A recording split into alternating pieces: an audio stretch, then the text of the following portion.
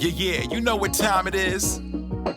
It's time for the Geekenders podcast. MegaRan, Jesse and Dodger, what up?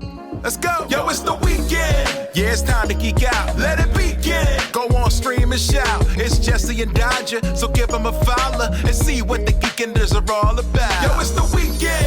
Yeah, it's time to geek out. Let it begin. Go on, stream and shout. It's Jesse and Dodger, so give them a follow. #1 geek podcast, without a doubt. Yo, another end of another long week. Got a job and a kid, I know that you all beat. So take a second, grab a drink and vibe while we catch you up in just a matter of time. On gaming, comics, whatever you're doing. If you're nerdy like us, then you know you should tune in. Thank you for sharing our world with us. Now follow, subscribe, and turn this up. Yo, it's the weekend. Yeah, it's time to geek out. Let it begin. Go on, stream and shout. It's Jesse and Dodger, so give them a follow. #1 geek podcast, without a doubt.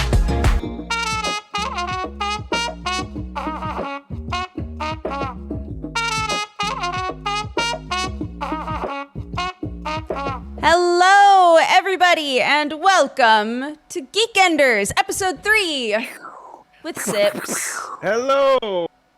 The internet dad in a field of trees.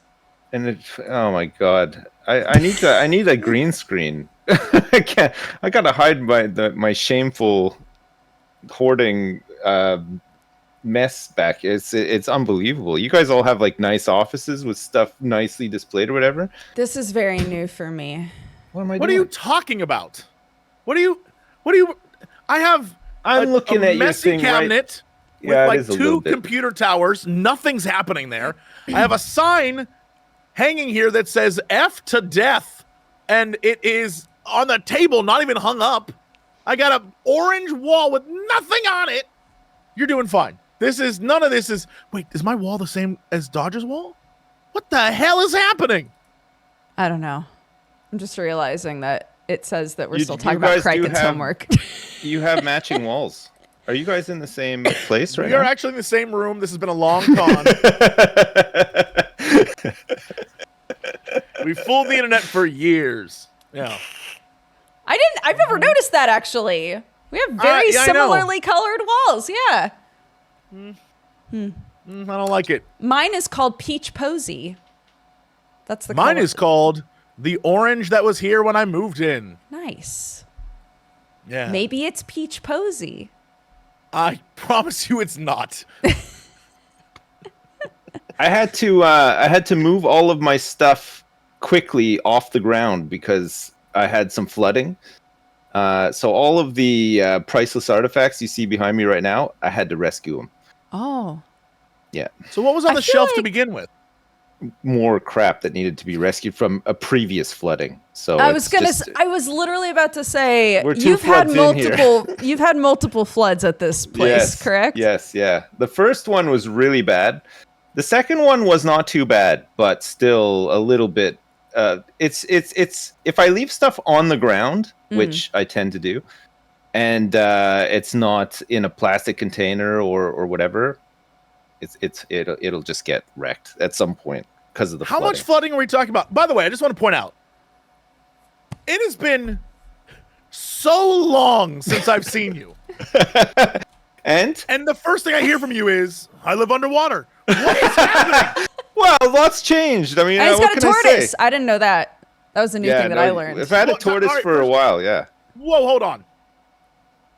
Did you decide on wanting a tortoise, or based on the flooding, did a tortoise just move in? No. Nothing to do with the flooding. We were worried about him the first time it flooded, though. You're thinking of turtles, Jesse. Yeah. I don't know the difference, to be honest. I know they're both cute, and they live longer than me, so, like, I don't give a damn. True. They do live very long, yeah. How many tortoises do you have, Dodger? 2. 2. Do you know what type they are? I don't, because they technically belong to my sister-in-law, but she lives on the property with us, so we all take care of the animals. Are they old? They're not that old, but they're already massive. They're like 5 years old, I think, and they're like... Oh, that's pretty big for 5. They're probably getting different so big, dude, and they're gonna live longer than me, probably. So yeah, they can live like into their hundreds if they're healthy. If you keep them healthy. Welcome back to Tortoise Talk. Tortoise Talk. Hey. bless them though. They are great. They're so funny. Like you wouldn't think they would be, but man, they're we have one that's very like outgoing and doesn't get spooked easily, and one that will literally retreat into his shell over the smallest thing. Oh, they're like perfect strangers. It's very cute. Yeah. So we brought Sullivan, the bigger one. Sullivan. Yeah. What a name.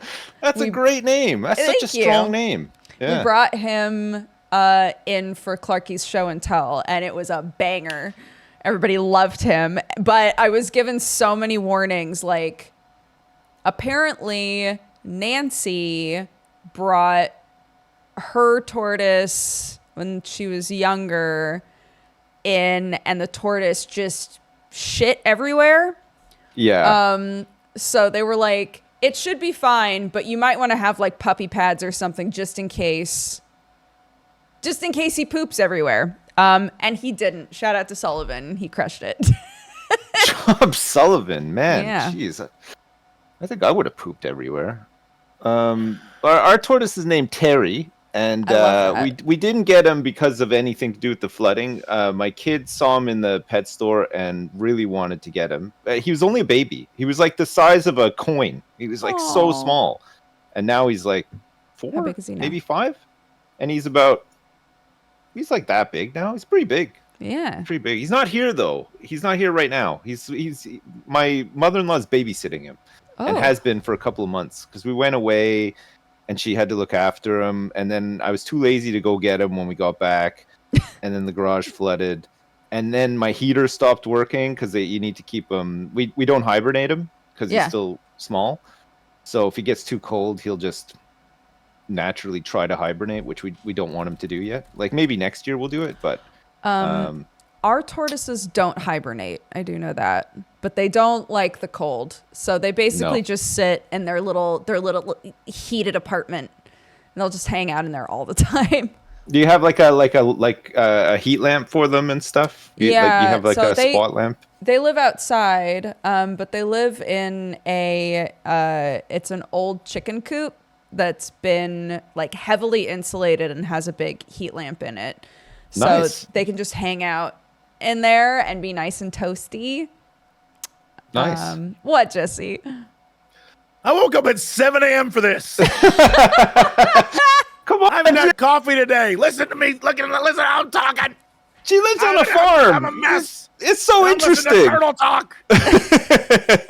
Tortoise talk. Get it right, dude. I stand corrected. Oh, man. What would you like to talk about, Jesse? About our guest. Hi, Sips. Welcome. For those who are just tuning in, who don't know who you are, I would love to get that out of the way so we could have that instead of 45 minutes of like, so yeah, my tortoise was pooping everywhere, and I said, don't poop, Terry, and Terry don't poop. But my other tortoise, Lord Tortington III, that guy loves the shit. Instead of that. Yeah. Wait, what was the other tortoise's name? Sullivan and what? It's Sal and Sully. I'm trying to remember what Sal is short for. Salvatore. Maybe. It's got to be Salvatore. It's probably something like that, yeah. Which is much too cool of a name for how goofy tortoises are, you know. I know, but you gotta give them cool names. You gotta inject them with the cool via their name. Yeah. Yeah. I agree. Well, thanks for having me. Thanks for the intro, and thanks for having me. I was looking forward to catching up with you guys. Yeah, it's been so long. It's been a long time. I know, forever. You're all well, I trust. Oh my god! I go Lord of the Manor. All is well, I trust. Swish his drink. Yes, I've been doing well. Quite. Yes. Good. Yes. Except for that trouble with the bank notes as of late. Yes. Yes, indeed. But we resolved it. We do persevere, don't we?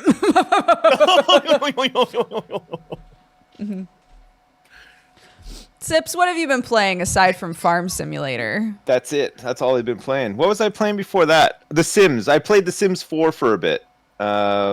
Which, I'm not sure why. Somebody in chat said you can do rags to riches in Sims 4. They have a mode.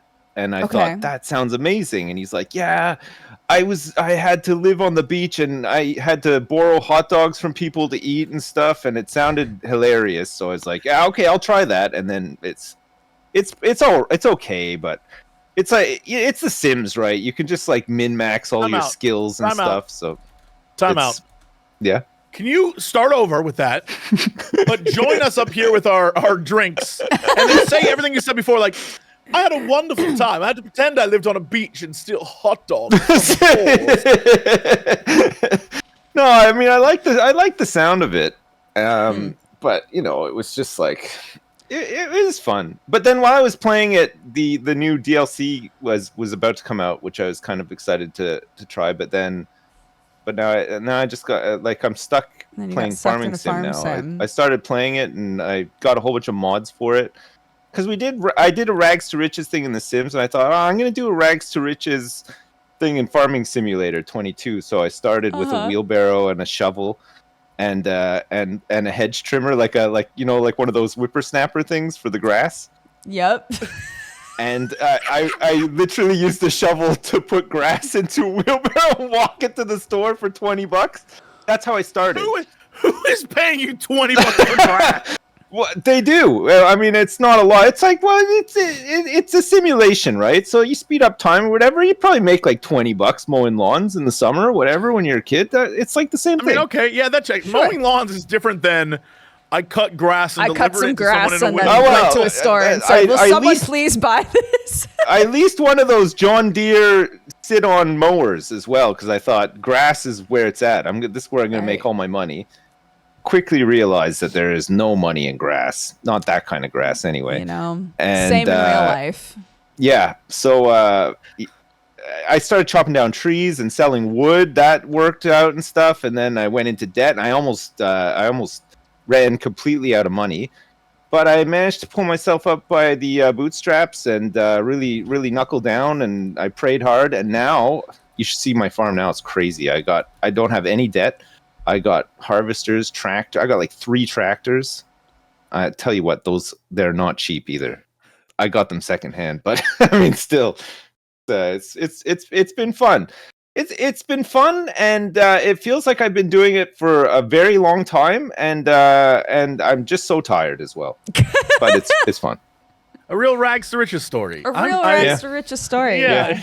Still waiting for the riches, but it's the journey. It seems like you enjoy games where you're put into a position where the beginning is an absolute slog.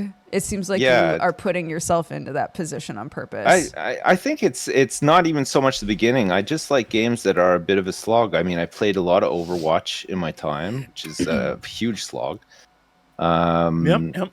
I like those kind of like against all odds, like survival-y sort of games, like I just find them fun.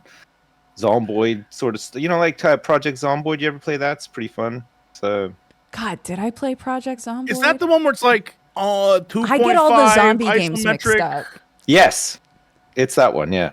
It's gotten a lot better. It's been out for years and years and years and years, but recently it's gotten much better. So, question for you though: are you not? I have played Zomboid. Are you not like a Souls person?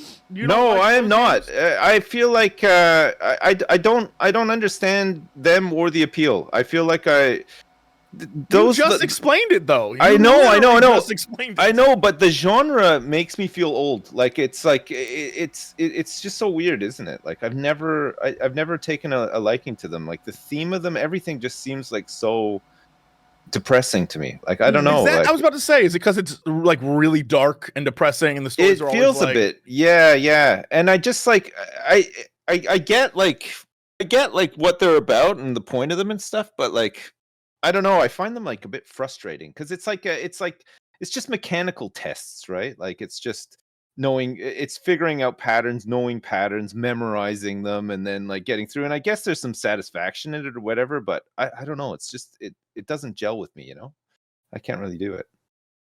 Do you think, and this is just a question I have for you, Do you think if someone were to take, let's say Dark Souls 1, since I imagine it's the easiest one to mod, if you were to mod Dark Souls 1 so that your character was a farmer, and all the enemies you fought were crops. Go on. Yes. Would you enjoy, like, if it was just, instead of creepy castles and monsters and like way too much lore, it was like a beautiful farmscape. It doesn't even need to be beautiful. If it was a shitty, creepy castle that I could eventually customize and make better, and you I'm in. I don't care what I have to do. I just want. And so then you slay the farm creatures, and then the lore in the world is actually just the prices of appliances and mechanics that you would get on a farm. Yes. I'd be down. I like the building. I like the restoring things like Stardew Valley. Any game with like Stardew Valley like progression in it, I'm down. I like starting out with like a bunch of crap and then fixing it up, or being able to customize stuff and upgrade or whatever. There are so many games. Backpack Hero, I like enjoyed a little bit. And now I've gotten really into it, and I think it's mostly because they gave you a hub world in the story mode, where there's like this little town that's all like decrepit, and they're like, if only people would move here. Oh, we have all these broken buildings. We need to destroy them and build new ones. And I'm like, tell me about this game. I'm your guy, dude. Oh no, I like stuff like that. Me too. Oh man. Give me a little hub world that I can fix up and see flourish. Yes. While the Iron's Hot does that too, in a way that's really satisfying. Yeah, any games like that. I played My Time at Sandrock recently. I actually did like a sponsored thing for it. Mm-hmm. But I'd played My Time at Porsche previously, so I was aware of like the I think it's the same people that did it. It's just exact same group. Yeah. Yeah. It's the same world. There's a crossover of a couple of characters as well. Yeah. Oh, okay. Yeah. Mm-hmm. And that seemed pretty good. And that was it. Palia. What the ex-Blizzard people made one, and it is very much like My Time at Porsche Sandrock with Stardew stuff in it. Yeah. I played a bit of that. It didn't seem too bad. I mean, I like stuff like that though. Mm. Do you play Final Fantasy 14 at all? No, I have. Any MMOs? I don't actively play it, but I have played it. Yeah, I streamed a bunch of it actually. You're about to tell him what I think you're about to tell him? That there's like you get your own little island to farm on. Yeah, that okay. I was looking forward to that, and then I just got sidetracked, and I never did. That was the expansion after Shadowbringers, right? Was it the Yeah. Yeah. Okay, I really like the game, and I played it quite a bit, but I played through the first part of it, and the story was like impossible for me to follow. Like Welcome to Final Fantasy 14, yeah, I know, my dear friend. And the whole time it was like, trust me, just wait. After 100 hours, the game gets so good. And it's like, oh, man, I'm not waiting 100 hours for a game to get good. It's hard. Like, it's hard because so many people have a lot of trouble with Realm Reborn, the like beginning part. It's not paced super well, and the way that they give you the story isn't super cohesive. No, but it sucks because it's true that with every expansion, it gets better, and it's so good now. But even then, watching people play through it, I have convinced numerous people to play through it, and every time they'll get to the first expansion and be blown away by it, and I'm like, got him. This is it. But what ends up happening is because it's so long, somewhere in the second expansion, in the run up to the third, like once you hit Shadowbringers and Endwalker, it's kind of like push to the end. Like you'll be like, I got to see how this ends. But there's this weird Stormblood thing where it is both giving you new information, giving you new concepts, new things and whatever, but also just long. And in that expansion, every single person I've asked to play it who fell in love with it stopped playing, not because they hated it, but because they've already put in 150 hours and they're like, I just want to play something else for a little bit. And it happens every single time, and I can't blame them. It's the hardest one even to get through, I think. Yeah, it's just a long game. You're asking someone to play so many hours of a game. And I say that being a person who just this week finished Baldur's Gate 3 with 116 hours. So, I mean, I guess... Oh my gosh, congratulations. Oh my God, man. Oh, I love that game. Oh God, I had so much fun playing it. It's one of those games where like, oh man, that, and for me, that game and Obra Dinn are games where I wish I could just completely wipe my memory and play again for the first time. I completely feel that way. I would say, don't do that. Don't wipe your memory of that, because go back and play Baldur's Gate 3. Were you a good character or an evil character when you played? I think I was a little bit of both. Like my first playthrough, I really didn't know what I was doing or what to expect, and I just kind of winged it. And then it's one of the few games that I finished and immediately started another playthrough of. Sure.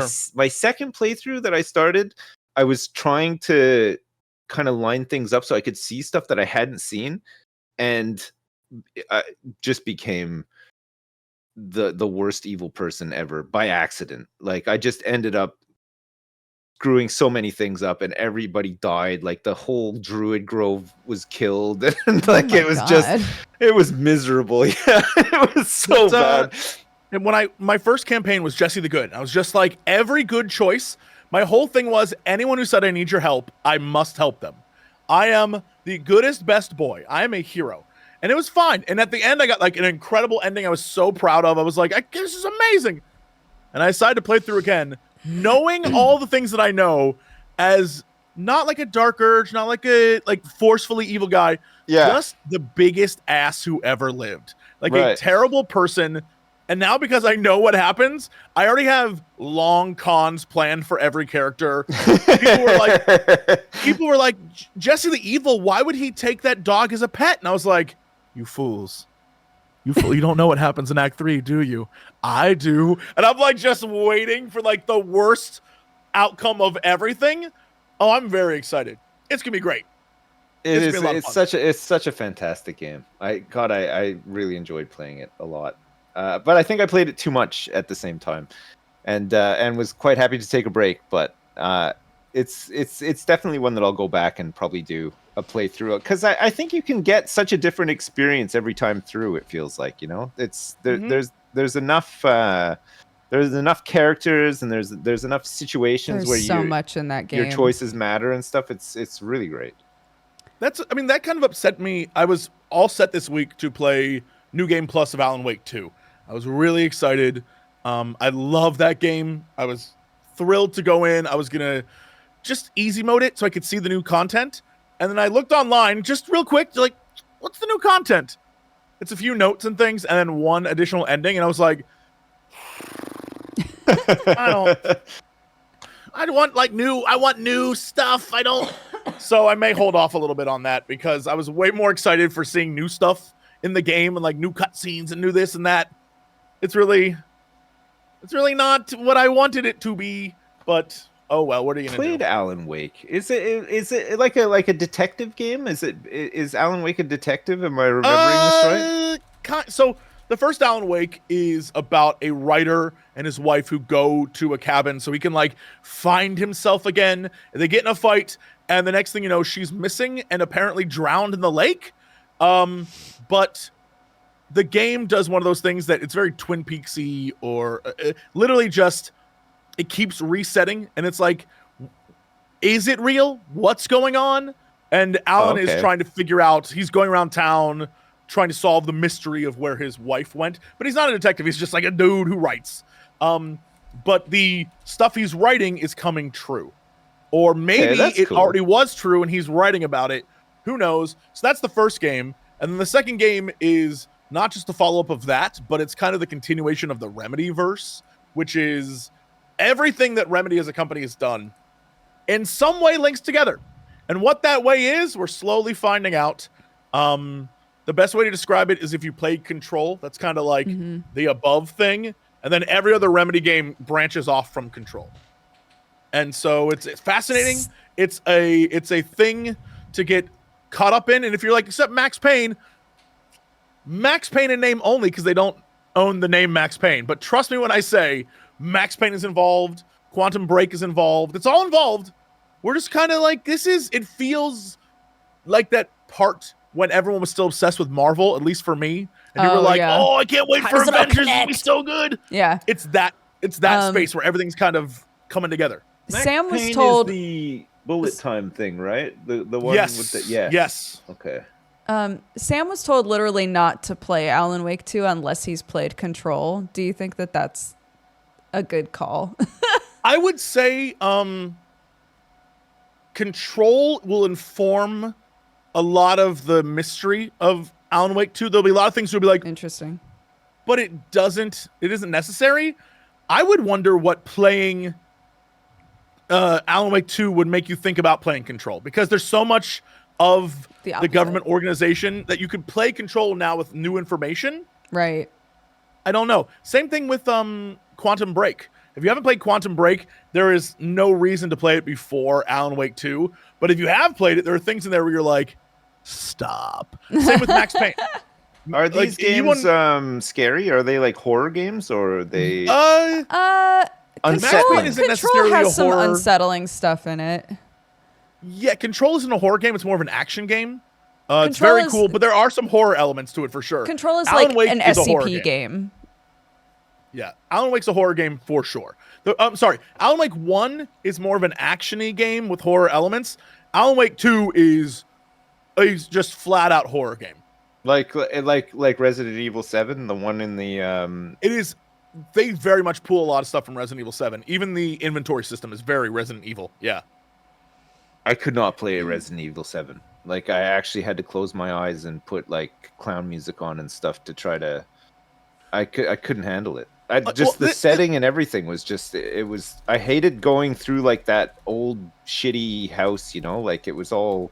So it's not that. It's hard to explain the Remedyverse in a way that makes any sense, because it's unique to the gaming world. Like, basically, the team decided that they wanted to create this thing, and it's mostly art, to be honest. A great example is they use music a lot, and they use music well, and there's moments where it's more of a comedy than it's ever horror, and so there are horror elements, but the writing is so good, and there's so many like fun jokes and there's an entire chapter of Alan Wake 2 that is literally a joke in a way that I don't want to explain. The Game Awards already gave it away, really, but like I don't want to spoil it for anyone. It is incredible. It's an incredible game, but it's also something that you don't see often, because they kind of just take chances, and if it sucks, it sucks. But thankfully, they've been really good as of late, so I'm here for it. I love those games. Plus, they're weird. I mean, I'm down with I like Twin Peaks. Well, I like Twin Peaks a lot, actually. If it's anything like Twin Peaks, I'd probably like it. But, you would love it. Yeah. I mean, honestly, if you want to play, if you're not into scary horror, it's just like jump scares and stuff like that, you know. Like, there's not a lot of. Well, that's a lie. There's actually an entire section where it's just all jump scares, but it's a video. So like, the worst part is it's an old lady too, which is just even worse. I hate. They creep me out. Yeah. But Control is not that. There's a few scary monsters in it, but that's only because that they zip around and they like get in your face and stuff. But it's a third person. You like fly and blast and grab. I've said for a long time that it's the best use of force powers in a video game. In Control, you're like flinging stuff and you're blasting things. It's pretty Control amazing. Makes you feel very cool. Yeah, and there's so much to find in that game. Control. I've heard of it. It's got a lot of lore. There's a lot of. Have you ever seen or read any of the SCP stuff online? No. It's like that fake creepypasta page where people just collectively imagined a secret government organization that stores creepy monsters or creepy objects, and all it is just articles and articles about those things. So you could click on one, it'd be like, SCP-476, and it would just be this turtle, whenever it farts, magic rainbows appear. But you could also click on like SCP-7546, and it's like, this is the devil, and he eats your butt. Like, I don't know why everything's butt related. You guys started this, but It's that kind of thing. And so just imagine that in game form, where there's a secret government organization where they have all that stuff, and you just go around and you learn about it and you solve it and you help it. And, you know, it can be anything from a cute rubber duck that just you cannot catch to a mirror that shows you your worst self. You know, like that kind of thing. Cool. I'll try that, actually. I like the sound of it anyway. And it's really the Alan fun. Wake stuff, if the Alan Wake stuff is at all like Twin Peaks, then it's probably worth checking out too. I Absolutely. Feel like, man, and the first Twin Alan Peaks. Wake isn't like it's old. It's you know, it's a decade plus old. I think 13 years at this point, doesn't matter. It's older, and because it's more Max Payne than it is scary, it's a lot more running and shooting and stuff than it is like, yeah. So if you wanted to start someplace, you could start there. It's, you know, kind of a mix. A lot of people didn't find Resident Evil 7 that scary, but I found it terrifying. I just could not play it. It made me. I just avoid feel all of those games. I don't think I feel have so the constitution unsettled. Like, for I hated it. I hate the creepy God. old house and the grandma in the wheelchair is like there 1 second and then she's gone. You're like, where is that grandma gone? Like, you know, it's. I hate it. I've realized now. Where'd the grandma go? I've realized now that I was totally. I love Alan Wake. I love Remedy, but we were wrong. Sips, the game you should play. Thank you, chat, for this one. Deadly Premonition. That I've seen and it looks insane. I think I might have even tried it and it's insane. It's insane. Yeah, it's insane. It's not scary. It's just insane, and it's one of those games that if you played and you did it on stream, everyone watching you would lose their minds. And it's one of the funniest things I've ever played.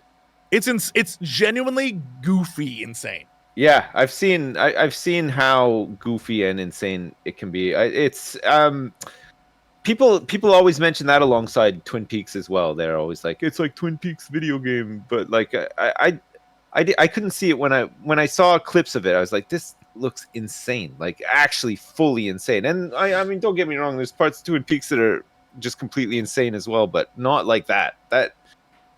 Like comically insane it seemed like, but I don't know. Deadly Premonition 2 is even worse and insane. And rather than drive around in a car, in Deadly Premonition 2, you drive around on a skateboard and shoot squirrels to get money, I think is what that was. And you have a little girl who follows you around the town. And you also, there's a voodoo man who it comes out of paintings and talks to you. There's you can do skateboard tricks. You're like a 45-year-old man doing skateboard tricks off of like ramps and stuff. Nice. I can relate to that. It's madness. I mean, obviously. Yeah. It's not good. But if you want to see a movie, a game that is going to be comedy gold, that's one of them. It is not great. Oh man, Deadly Premonition. Okay, I'll add it to the list. I'll add that to the list, and I'll add Alan Wake 2. And so, can I play Alan Wake 2 on its own? Like, do I need to have all the context and background, or can I just play it? Nope. I mean, the best part about Alan Wake 2, original Alan Wake. No, so Alan Wake 2 will give you basically in Alan Wake 2 it's split. So there's Alan Wake as a character, and then there's Saga Anderson as a character, and you start as Saga. And that's sort of like we're going to teach you about Alan Wake. If you never played Alan Wake 1, we're going to give you the information. I see, yeah. And then they even do a whole chapter that is like, would you like to know what Alan Wake 1 was about? Here is that real quickly. Gotcha. So they'll make sure you understand. And then if you can just accept that 90% of the weird stuff that's going on is purposefully weird unless you've played the other games, it doesn't make it less weird. It just makes it, you kind of have context for everything going on rather than just like, well, that's strange. But other than that, no, you can play it by yourself. You can play it on its own. Okay. Yeah. It just came out recently. I didn't even realize. I feel like Alan Wake 2 is, not knowing much about it, I'm surprised that it only came out 2 months ago or whatever. Yeah, it's pretty great. I always feel weird because Remedy games always seem to do well, but they never, ever, ever get traction on the internet. When Control came out, I loved Control, and I know a lot of people love Control, but if you like look around to see who was playing it online, not a lot of people are playing it online. Really? Same with Alan Wake 2. Alan Wake 2 had like 2 weeks where everyone was like, yeah, but after that dropped off very quickly. But people playing it offline, huge. Like it's a successful. Remedy makes great games that are successful. They win awards, they do all this stuff, but like, it's weird that people online don't get into it, and I don't know why that is. I wonder if it's because it's weird, and because everything we have to look through the lens of like the average streamer and what they're willing to play for an audience versus what they're willing to play for themselves. And I feel like this is more of a for themselves thing than it is like an audience. I don't know. I don't know. Like I feel like it's hard sometimes to watch live something very story driven as well, right? Because you want to be there from the start right to the end if it's a story, and if you miss some of it or whatever, like I feel like it's harder to play like a story game. Not something like Baldur's Gate 3 so much, because I feel like if you've already played through it and you have an idea of the story or whatever, you don't mind so much. There's a lot that happens in between that's probably entertaining enough, sort of thing. But I mean, I've never played Alan Wake 2, but I feel like it's just all story, right? Like you work through a story. There's no real like open-ended bits to it or anything like that, right? Right. It is all. It's very similar to if you were to play a Resident Evil game where you're playing the story. Right. Yeah. And there's jump scares and you're shooting things, but at the end of the day, you're playing through the story, and the story has twists and turns and lots of spoilers. So I can understand why people wouldn't want to jump in and watch it. They want to play it for themselves. Yeah. It's a weird one, but I mean, like any game though, it doesn't matter what type of game. Like a release day for a game will always just have tons of people watching it, no matter what, right? Like it's just the hype and everything, but. Some games definitely drop off super quick, and I think it's mostly like story games, right? Because once people have sort of seen it or already played it or whatever, the interest just like isn't there. But it's something that people go back years later and watch entirely when it's all there, like up on like YouTube or something like that, right? You find out that somebody did a playthrough of it, and everybody's like, "Wow, this was the best playthrough of this one," and then you end up going down that rabbit hole where you just binge the shit out of it. Yeah, I was gonna say, I feel like we've sort of come around in a circle now to where, people are almost excited to watch people do a full playthrough of an older game that they really like. Yeah. Whereas there's, it's kind of hit or miss if a story game is going to be one that everybody's gonna avoid like crazy because they don't want to know what happens in it, or if they're going to be excited to watch it. So yeah, it is. It there's like a weird fallacy with it too, where because it's single player and because it's only 24 hours or whatever, most single player games are pretty short. They aren't open world, massive 100-hour epics, and so people see streamers playing it day 1, day 2, day 3, but by the end of the week, there's a huge drop off, and people are like, "Man, that game must not be good." And it's weird because it's like, no, they just beat it and now they're on to something else. It's just over, yeah. Yeah. And because it's not some sort of open-ended thing, it's not right now. Lethal Company is huge, and that's just people goofing with their friends. At the end of the day, as a basic game, I don't know if there's a single-player experience there that I'd be like, well, that was really fulfilling, right? But like as a friend group thing, that's huge. And I think as a streaming society, that sounds like some sort of comic, the streaming society. As that, sometimes I feel like we do a disservice to shorter games or single player games because people move through it so quickly. The perception is no one cares about it, and it's not good. Yeah, it's odd, isn't it? I think it's just the medium that it's consumed on, right? Because like you said, you look on Twitch, there's like 5 people watching, but then you look on Steam and there's like, hundreds of thousands of concurrent players. So like people are obviously enjoying this stuff, but they're just not enjoying watching They don't want to watch it, compared to other stuff or whatever. And it's hard to nail what people are going to enjoy watching. Can say like, this is a great game, but I don't like watching it. That happens sometimes. Well, I think I've cracked it because it's farming sim. It's crazy. People want to watch that. They want to see the perfect lines. You know. Yeah. They want to see you see the field. They want to see a perfect line. Sure. And then turn around and do it again. God, that makes sense. They love it. There's something really satisfying. Yeah, that's it. Yeah.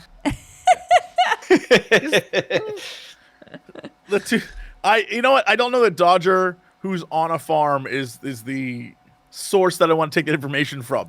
The person is like, there's something really satisfying about farms. Like, farms are great. Like, I feel like you're biased. No. Okay, there's something satisfying about farming when you're sitting in a warm room in your track pants. You don't have to go outside or lift anything or do anything. You do it all virtually. That's satisfying. If it means I don't know if I'm going to eat next week because the potato harvest might fail, that's not satisfying. That sucks. I do not want to. Yeah, those are vastly different. Yeah, and then I got to go out there at like 4 a.m. and weed and stuff. We got a hedgerow grant, which means that we applied and said, hey, we want to fill out our hedgerow with. We love. That's a joke for everyone over 50. We want to fill out our hedgerow with like native trees and bushes and things to provide more like privacy. And they were like, no problem. And so they sent us a bunch of trees, and the trees were set to be delivered yesterday. And I came down with like a bad flu from my kid yesterday. And all I could think in my head was, but the trees are being delivered today. Who's going to plant the trees? You got some poplars or what? I don't know exactly what they are. I haven't seen them because I've been sick. I still haven't seen the trees, but I was like, oh my gosh, I need to be out there helping plant the trees, dude. So my God, yeah, farming is a little stressful as well. Yeah. Sounds like you guys need a manager. You guys need somebody who knows how to manage a farm. And, do you want to be that guy? Yeah, I mean, I'll never visit the site, but I will quite happily manage it. You don't want to pick up and move to the middle of nowhere out here? Come on, man. No, I can do it all remotely with satellites and stuff. Yeah, it'll be fine. I guess we do have drones now. Yeah. Yeah. I'm a good delegator. Really good planner. I believe it. Strategically minded for sure. Yeah, I've seen your farm sim stats. Economical. So, yeah. Oh God, yeah. How do you feel about pushing a wheelbarrow around? I do it a lot. Yeah, I could do that. All right. Be on to something here then. How do you feel about beach hot dogs? Here's the thing. Am I borrowing them or am I stealing them? Because Sips specifically used the word borrow, which was very sus. Oh, well, it's like an IOU system when you're rags to riches, right? At the start, you gotta. Sometimes you gotta. One day you're gonna go back to that beach and give back, dude. But you can't forget all the people that helped you along the way, right? So if somebody's nice enough to give you a hot dog, when you become a millionaire, wouldn't it be nice to return the favor? You know, turn up. Wouldn't it be nice? Yeah. Thanks for the hot dog. Here's another one back. You know, I feel like that all the time with our audience. Like, if one of you became a millionaire, wouldn't it be nice to give back for all we've done for you? Yeah, just to like give back, right? Like a kidney or like an eyeball or something. You know, I could use one. I'm sure one day. Just saying. I don't want to give any of my stuff away. It's most of it just barely works now anyway, and I'm used to it. It's fine for me, but I don't think anybody wants my stuff. Old eyes or like one of my kidneys or whatever. You mean like body stuff? I thought you were like actively looking around your room. No, so I was waiting for you to say like things in an office, and instead you said eyeballs, and it really threw me off. Yeah, no, I meant my parts, you know. I'm not a hoarder, chat. Okay, I'm not. It's not normally. It's always this messy. I am not hoarding body parts, chat. I have there's no other body parts back there. I think I'm pretty sure there's none back there. At least, probably. Oh man! Hey, hold on. I had 4 topics for today. 4. Go. Of great import. Go. And I'm gonna let the 2 of you decide where we start. Okay. Because I want to talk about these. Okay. All right, I'm going to be very vague. I'm going to give you the vague version. Okay. 1, A terrible show I watched and I'm now obsessed with. 2, okay. Easy mode. 3, well, I guess that's over. And 4, acute interaction between gamers. I want to know about the show. Me too. The TV show. Yeah. Okay. Because I have been that soldier, and I'll tell you about it after you tell me. You tell me first. Tell us about the terrible show. Terrible show with a question mark? I have been talking about the show every time I can talk to anyone about it because I'm so upset with it. Okay. On Netflix, as we all know, the international sensation Squid Game came out. Everyone loved it across the world. Big fans.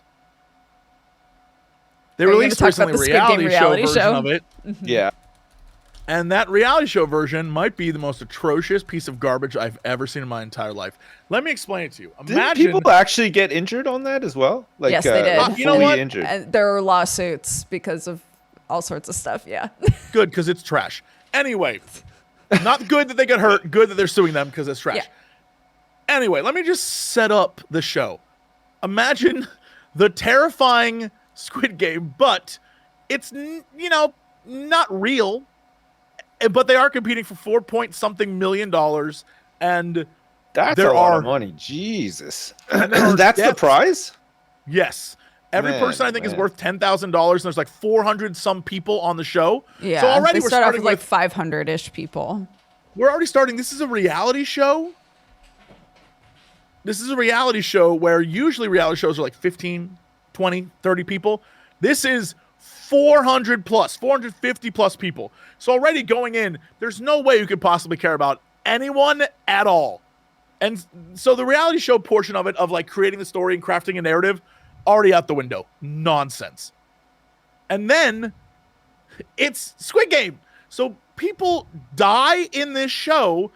Everyone has like those squibs and stuff right here. And when they die, it goes, boop, and they go, at some point, the producers sat them down and were like, okay, when you get shot, you have to fake die. Right. So the very first game is incredible. If you want to get an idea of how insane this is, the first game is that like red light, green light, where the little girl robot sings and then kills people, right? Why is there shark dancing on you, Sips? I don't know. I don't know what that is. Okay. I don't know why. Sorry, Jesse, continue. The shark is trying to warn us away from Squid Game. The shark is like, Squid are not good. In my life. So the first game is the red light, green light. And, if you get stopped, you die. The problem is, unlike the show, because I guess it's all real time or something, they have to determine who is actually moving. So what ends up happening is it does like the little song, and then it's like green light, and everyone starts going as fast as they can. And then it turns around, red light. And then there's a weird cut, and it shows people, and then random people just standing are shot. Even though they're standing still, it's like, oh, well, they must have moved. There's no rules. They're just like, poof. And some people, when they get shot, fall over like they're dead. Some people, when they get shot, go, oh, man, and like walk off. Some people, when they get shot, look at it, look around, and then just stand there like, well, I don't know what to do. It is crazy. Because, again, remember, these are supposed to be people who are murdered. I feel like this is what you've just described is like every historical like Civil War reenactment or whatever. You have the pep talk with everyone. You say, okay, everybody, you're in character. You have to pretend like you're dead. And then somebody gets shot and they're like, oh, man. Well, I guess I'll just go get a hot dog. And then they walk off the field. Terrible. Yeah. Yeah, but even that, and I guess because it's day one or whatever, because everyone's there just to start this process and maybe they can win, the people who get out immediately are like, this sucks, and they walk away. And so then that ends, and they go to the dorms, they try to introduce you to characters. And they're like, this is number 327, this is number 432, this is number 116. And you're supposed to care about these people. They do interviews with them, and they set up a cast of roughly 15 people, right? And so in your mind, you're thinking, oh, these are the 15 we should care about because they're going to make it to the end, and everyone else is sort of just background characters who are going to die in terrible ways. But like just like the TV show, these are the characters we should care about. Here's the problem. Every one of those characters, and I don't even care. everyone is dying in this show. There is no hero. There is no hero. There is no main character. And then when people die, they'll just bring in someone else and expect you to care about them. So if there's a character that you've loved from episode 1 and they die in episode 6, suddenly a new character comes in and you're like, there's only 10 episodes this season. What the? I don't care. I don't know you, bro. And they keep doing it. And it's just like, there is no plot armor. There is no main character, but they set up everyone as they give them backstories and they give them like rivalries. There's this one guy who is a total piece of shit. They even have one of the like friendly older ladies go talk to him to figure out maybe he's just being boastful and he's being like a tough dude because he's like hiding something. He's putting up his armor. This woman goes to talk to him and she comes back and is like, nah, he's an ass. Like that. So I was like, I love this dude. This guy sucks. He seems like he's going to be the evil bad guy this entire series. Spoilers of what happens to him. Spoiler finger. Hate this show. Spoiler finger. Spoiler finger. All right, here we go. Mute if you don't want to know what happens while the fingers are out. Every main character.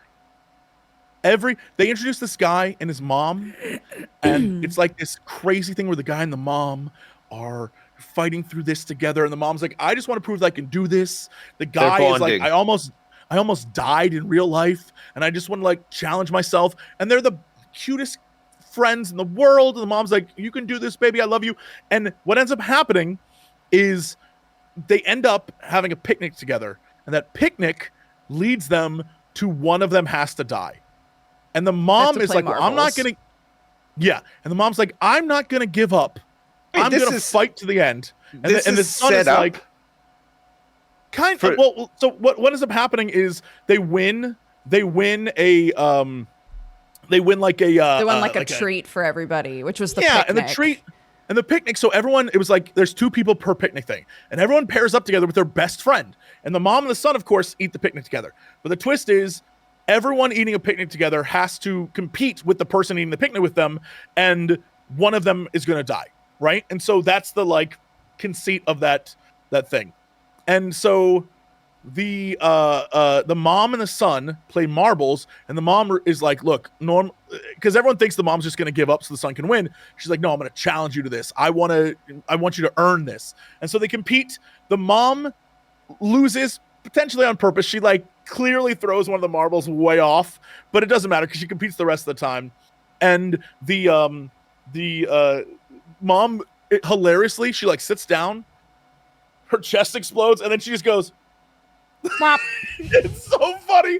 But it's like this emotional moment where she's like, you got to go on and win, baby. You can do this for me. And I was like, damn, this feels good. And at this point, there's like 3 characters I care about who are left. And I'm like, if the 3 of them make it to the end, it's going to be so heartbreaking. The literal next episode, he is out in the first 5 minutes. It is so anticlimactic and dumb. I was like, this show sucks. This show sucks. It's that kind of thing. I want to say, I watch a lot of shitty trash reality TV, and usually I don't really have any standards for it either. Like I'm quite happy to just I'm totally happy to watch through all of TV. it. Yeah. But that does sound pretty bad. Like, I will probably not watch that now. It's also I mean, a lot of people have also written up things about like the whole point of Squid Game, the show, was to highlight the financial poverty sort of issues that are happening with people, and if they're desperate enough to be on a show where they could die for real, right? It's highlighting like real issues that are happening. And then Netflix was like, we should make that a show with a bunch of people who are desperate for $4 million. And everyone's like, do you not? Wait, so what? Is it done? Did somebody actually win $4 million? Yeah, so someone won. I haven't watched the end. I will say at a certain point, I cared so little about the people that were on it. I just wanted to watch the games and watch people. It's comical because what ends up happening is there'll be a game, and the game is like, the usual twisted, messed up stuff that was on the real show, but the characters. And again, these aren't characters; they're just people that showed up. But over half of them, I'm gonna say the vast majority of them, take it as seriously as if they are about to die. When something terrible happens, there's the people like, oh my God, this is so emotionally draining. It's like, this is like over the course of a week. You guys are, it's a game. That person didn't die. They just left. You can get their phone number and call them. Like, sure. It's not, like, but number 14's gone. It's like, but no, 14's, they went home. But we do know from people who have been on, Big Brother and other reality shows and stuff, they have gotten so good at like really manipulating the way that people feel when they're on these shows to have like really extreme big reactions, There's one moment that made me laugh so hard where it's the episode, I believe, where they all play, which was, I think, my favorite game, which was Battleship. I thought that was really clever. Mm-hmm. It was something new they created where the people were the battleship pieces, and if you sunk the whole boat, all those people died, which is like really cool. I love the concept of that. But before it started, everyone had to line up in teams of 8. And I was laughing so hard because this one girl just starts bawling her eyes out. And the guy looks over and he's like, we're just lining up. And she's like, it's so stressful. That would be me, though. I feel bad for those people on the shows when they're just sobbing, because I'm like, the stress would get to me so bad. I would be that person crying that everybody would be like, what are you crying about? I don't know, dude. I think part of it is that a lot of it takes a lot longer than you'd think it would, right? Like, you're watching it and you think, yes, okay, they filmed this in like an hour or whatever, but no, it takes so long because they have to cobble everybody together. Everybody's got to do, if they have to do multiple takes and stuff. Like I watched this other show. I don't even want to admit that I watched this show. Okay, I won't admit that I watch a show. It's a reality show, okay? I'll just leave it at that. And I was reading that behind the scenes, there's like this certain part in the show where everybody comes together and they have like a big discussion about stuff. And those parts particularly... Was that Australian show where they sit down together and they have like, we dated for 1 week exactly, and now everything we're doing is emotional baggage. It's no, it's Married at First Sight. Married at First Sight in Australia. That's what it is. Yeah. Okay, so there's a part in the show like every week. So the weeks that there's a format to the weeks, right? There's like some sort of task or challenge that like all the couples have to do, and then they have a dinner party, and the dinner parties they just fuel them with alcohol, and they just act like the shitty people that most of them are. Right. And there's a lot of drama and stuff. And then the next show that week is they all have to sit down and then talk to like the experts about how their relationship is going and issues that they've had and stuff like that. And those are always super, like, everybody's crying, and sometimes they're jarring too, because the lead up will be like, oh yeah, no, we're really into each other. And then you'll get to that meeting and it'll be like, oh, it sucks. It's been so hard. You're like, what? Like, what's changed? Like, you were fine like 2 seconds ago. But apparently those segments take tens and tens of hours. And like, sometimes they don't finish till like 5 a.m. and everybody's exhausted because they have to like go through all this stuff and everything. And apparently like a lot of the people that have been on the show have come back and been like, those were the worst. Like you're there for like 17 hours. You're tired, you're thirsty, you can't even think straight, and like everybody just starts crying and stuff, and there's like the behind the scenes stuff sounds awful. The show, for the show to be presented so badly, but then to consider what people have to go through just to be on it, and then to actively be on it, seems not worth it at all. Like, one of my favorite reality show lies that I absolutely love.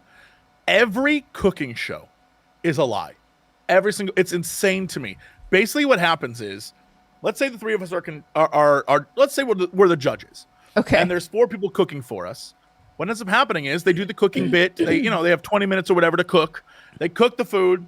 And then what ends up happening is they're like, all right, good work, everyone. We'll come back and we will taste your food when you present it to us. They will leave, go do their segments where they shoot. They're like, sitting there talking about how they felt during the moment, right? And they'll do the thing where it's like, okay, tell us how you felt, but use present tense and answer, like repeat the question. So if I say, well, how did you feel in the moment? You say, I was feeling terrible. I didn't know what was like, and you have to do that thing, right? Yeah. So that's going on for potentially hours. Meanwhile, what's secretly happening is all the judges are going around because what you did is you made 2 plates of food. One is the visual presentation, and one is the food that you then put in sort of a heater that you save until the judges can go around and eat the food and taste it. The judges will taste the food, and then what'll happen is after all those hours of interviews and things are done, we all come back out, we reshoot, and then you bring your cold-ass food that's been sitting on the counter to us, and we pretend like it's the food we have tasted for the first time. We judge it based on what we ate before, and basically it's a bunch of judges putting cold food in their mouth. That's why you do the one like, they always lovely. look like they're about to puke when they put the food in their mouth. Like, because it's cold. It's been there for hours. It's been sitting out for hours. It makes sense now. Yeah. Yeah. And it's all fake. It's all reality TV is fake, but it's just the way. And that's why it upset me. Squid Game upset me is because if you knew what the ending was going to be as a producer, as an editor, whatever, you know who wins. How on earth is that not something that you like flow back to the beginning? Like you backtrace it back. So all the drama and stuff. Instead, I think because they were like, well, we don't want to give away who wins. Yeah. So let's That's exactly it. Yeah. That makes it even worse because now I don't care about who's winning. You know what I mean? Yeah, because you big up people that just disappear without any fanfare, like immediately after. You know, like you can follow somebody the whole time and then they're just dead. There's a character in the final episode of Squid Game. No, I'm not going to spoil it for Dodger, but there's a character who I don't recall ever seeing before until like 2 episodes before. And they really try to make you be like, this is an important person. It's like, I don't know you. I've never seen you. So if you win, I would lose my mind. You know, like that kind of thing. Mm. Yeah. It's not very well done. And I hate it. And I will always talk about how bad it is. I do not like it. Have you guys ever previously enjoyed the show Survivor? Yeah. Oh, yeah. Well, a great example is the OG the Survivor seasons. I loved them. The very first season of Survivor, you had a character who Richard was a dick, and he was bad, but he played the game well, and you got to see the trajectory of him through the episodes to when he wins. And it's like, okay, that's good storytelling. You're doing a good job here. Squid Game don't got that. It has nonsense. What were you gonna say about Survivor, Sips? Well, I was never interested in watching it or a fan or whatever, but there's a UK version. I don't know if you've seen the UK. I've never seen the UK version. It's still being aired right now. I think it's like episode 13 or whatever. Wait, is it their first time doing Survivor? Yeah, well, they did. What? ITV had it in like 2000 or something, and they ran 2 seasons, and it was a total flop, and nobody remembers it. But now BBC picked it up, and they've done a season of it, and I don't know if there's going to be more, but it's been pretty good. But I'm somebody who's never watched it before. I've never seen like a previous season of Survivor. I never watched the American one or anything, but I have enjoyed it. But I mean, it is reality TV with all the the usual stuff or whatever, but it's neat. And reading about the American ones, like how competitive they are, because it's been on for so long, right? There's like 45 seasons. There's of it an or something insane like number that. of seasons at this point. So people really know how to play the game, and people sign up because they know how to play the game and they think that they can win and stuff. And I like that as well. I'd be up for watching some of that, you know, like something that's so established that. It's funny because I don't know if they did this on Survivor, but I know on Big Brother, my sister's family is super into Big Brother. And they had enough Big Brother seasons that eventually they started putting in like spies. Like there would be people who are like, I've seen every episode of Big Brother ever. I know everything about Big Brother. And they'd be like, all right, do you want to come on and be like a secret bad guy? And they'd go, yeah. And they would like bring somebody on and have them basically be like a heel. Like they would be, they needed to not get found out, but would have like secret things that they needed to do to like fuck with everybody. Yeah. You know, stuff good. like that makes me laugh. Big Brother. Sorry, go ahead. No. Go for Big Brother because I'm gonna put you guys on something. I have an idea of a show that you can watch. But I feel like the formats for Big Brother, the UK one versus the US one. I think the US one is still on, is it not? Is it still? Do they still run Big Brother and it's still fairly popular? It's still very popular, yeah. It's not that popular over here anymore. It's like the network that originally ran it stopped running it, and then the rights were picked up by a different network to run it, and it's just not. It like early 2000s when it first came out. Love Island and shit out here. Yeah. Love Island's the big shit. I can't stop hearing about Love Island, dude. Yeah, Love Island, and I guess you probably I don't know. Well, you may not have watched it, but like what's the other one? The Chelsea. There's the Chelsea one and Towie. The Only Way is Essex and all that stuff as well. All that. I've never watched any of that, but. All that's trash. Let me tell you about the greatest reality show ever made. Okay, thanks. I know exactly what you're going to say. It has multiple seasons, but there's only one you should focus on. Find and watch season 6 of Are You the One? Are You the One? It is an MTV. It's the best show ever made. It's the best show ever made. Ever. All right. I'm just a quick rundown.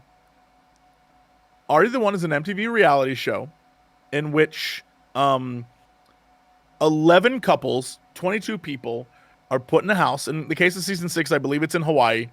And the premise is, of those 22 people, each of them has been scientifically matched to be with someone else in the house. And the game is, if everyone finds their perfect match, they all win $1 million. But as they get into the house, they start meeting each other and they start hanging out. Romances bloom. They're all like 20-something co-eds. They're all drunk and horny as hell. They're all gorgeous looking, and they're all trying to bang each other. That's like the vibe. And they all are falling in love, doing this stuff. And what ends up happening is there's dates and outings and drama. But at the end of every show, two things can happen. One, they send one of the couples to this like hut in the middle of nowhere where lasers scan them. It's goofy as hell, but it determines whether they're a couple or not. And the best part about this is throughout the entire show, like for example, if these two people fall in love and they think they're perfect matches for each other, they'll go to this booth thing and it will tell them whether they are or aren't. And if they are, they get to leave, so it becomes easier to whittle down the things. And if you're a couple, you get to hang out in like a special area, and you get to go on dates and stuff. But if you're not, it can become like forbidden love. You know, like I gotta find my match. What's crazy, Jim? But I love you so much. I can't keep my eyes off of you. Yes. A lot of the time, people will fall in love, be told they're not a match, and refuse to believe it, or they'll say stuff like, "Baby, we gotta, we're trying to win this $1 million. So sure, you're not my perfect match here, but I know on the outside, girl, you and I were gonna get back together." And so then the drama increases because then it's two people who were in love now having to split to find the person they're in love with. So they have to start dating other people and meeting other people, and you can watch everyone clashing. Okay, but why season 6 of what you described sounds amazing, but why there's just another season part 6? There's another part too, where at the end of every episode, they all go to this like ceremony where they do spotlights. And so there's 11 couples, and if you get 11 spotlights, you win the $1 million. But they don't tell you which couples are correct. So if 11 couples sit down and 5 spotlights turn on, that's 5 couples who think we're correct, even though they may not be. So it's just a crazy human science experiment where you get to see people try to figure out. It's absolutely unhinged. It's insane. And season 6, the reason why it's great is because everyone on it, there's like some couples who are like ride or die. There's some couples. There's this one guy called E-Money, who I think is like a 45-year-old rapper for some reason who's there. and no one wants to date him, but he's the only one who's just like, guys, screw dating. We're here for a couple weeks to win $1 million. Let's just solve it. And they're like, no, man, this is about love, dude. And he's like, no, it's not. It's a game. It's incredible. It's so good. One of the best things I've ever seen. Can I just say that sounds great? I love the idea of it. Like I don't know if the execution would stand up to my expectation. Is it really? Specifically in season 6 though, because I've seen this show because a bunch of us got together to do a live Star Wars thing at JP's house, and the second we got there, Jesse was like, "Guys, I have a show that we all have to watch." And he sat all of us down at JP's house and we all watched this show. And when it was done, we were like, we have to watch another season. But for some reason, season 5. You watched the whole season? We watched the whole thing. Come but on. For some reason. Tell me it wasn't worth it. It was great. It was great. We were super invested. But when we tried to watch season 5, it was not as good. So there's something about season 6. Season 6 is just a perfect storm. The problem, a great example is season 7, for example. Some dude, I think his name's Brad, he shows up and his whole objective from moment 1 is, I'm going to bang every girl here. And because he does somehow, which is even more insane, no girl wants to match with this dude. So it ruins the whole game because the entire time no one's trying to find love with him because they're all like, he's a dick. And so the entire game is upended and it's just not fun to watch. Season 6 is perfect because everyone's trying so hard. They're falling in love. There's and then you get to watch them just break when a computer says you are not the one. And everyone's like, oh, baby girl, it's fine. You don't worry about it. And then the guy's like, I love you so much. And when we get out of here, I'm going to take that $1 million and take you away someplace nice. And then 2 episodes later, he's in love with a different girl. And it's so amazing. It's wild. Man. It is a human experiment. Was it MTV? I don't even know how I can watch that. I'm sure if you were to look online, you could find it on YouTube or you could find it it has probably, to be. That's what's hard, isn't it? God, being in the UK and trying to watch shows when Americans are like, you got to watch this show. It's on Hulu. I'm like, thanks. That's I don't know where to find that. Hulu, it's on HBO. Hulu. Sick. I hope somebody's bought that. Yeah, no, HBO. If you want to watch HBO stuff here, you need, if you want to stream it, you need Now TV, which is another subscription to something, right? Fucking hell. You got Now TV, Amazon Prime, my brain has just ceased to function. Netflix, all that Netflix, shit. all of them. We got Disney Plus recently, which has been actually surprisingly pretty good. We're enjoying Disney Plus, yeah. Yeah. Sky Atlantic. Yeah. Sky Atlantic is it all goes through Now TV, which is just Sky streaming, right? But it's so stupid because the packages, you can get the entertainment package or the movie package, or of course the sports package, which is where they make all their money. But so you can either, it costs so much, it's insane to get all of the packages. But then if you just have entertainment, you can't watch any movies. Yeah.